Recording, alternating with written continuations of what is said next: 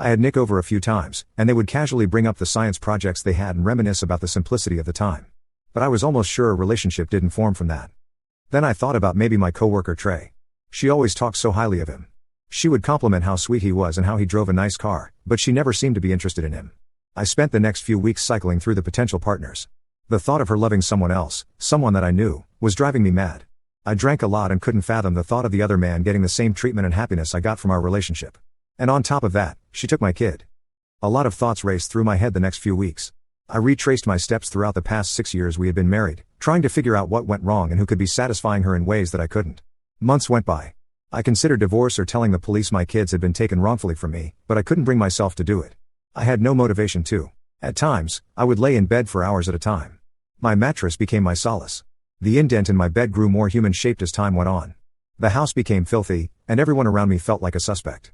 I hadn't gone anywhere for weeks other than work and home. Every time I tried to go to sleep, I saw my wife Emily in my dreams, laughing with this mystery man, and my kids beginning to call him dad and them enjoying the family that I created. I checked all of her social media accounts, and there had been no change, no new posts, or any new followers. I called all of her coworkers and her job each day, and they would always tell me they had not seen her. I've emailed her and called her from different numbers and have had no luck in contacting her. My last resort to find her was public court records. I went there to see if there were any records about a change in property with her name on it. I found nothing.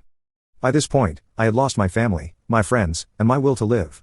I even considered hiring a private investigator, but there was no point. This was when I decided to give my brother Isaac a call. I don't know what I expected from that conversation. I realized deep down that I wanted to live because if I didn't, I wouldn't have called him.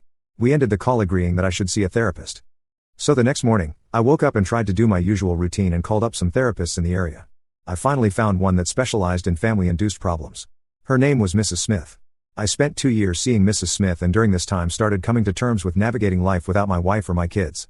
The pain in my heart and insecurity in my mind was replaced with rage and resentment for Emily. I usually dealt with this frustration by going to the gym 7 times a week. I also changed my diet and began cooking more. These changes, paired with the therapy, helped my mental and physical health. I became really ripped. I felt good and looked even better. Things started to look up from here. That was until I stumbled across a letter in the midst of a bunch of piled up junk mail in the mailbox. It was from Emily. I rushed inside and threw the rest of the mail on the kitchen table. I was eager to see what she had to say to me. The audacity she had. I felt a range of emotions. I felt anxious to find out the truth and resentment for her decision. In the letter, she wrote that leaving me was the biggest regret of her life. Her partner had been laying hands on her for months on end, and she showed regret for leaving me. Then she told me that I was the true love of her life and that no man could ever compare to me. At the end of the letter, she asked to talk in person and begged for my forgiveness. I couldn't believe what she was saying. Not once in the letter did she tell me where my kid was or if they were okay. I considered driving to the return address to see them, but if I wanted to see my kid again, I knew I had to be careful. Instead, I sent a return letter and agreed to meet up at a local coffee shop. We met up later that month, and she showed up with this huge getup. She wore makeup that made her eyes sparkle.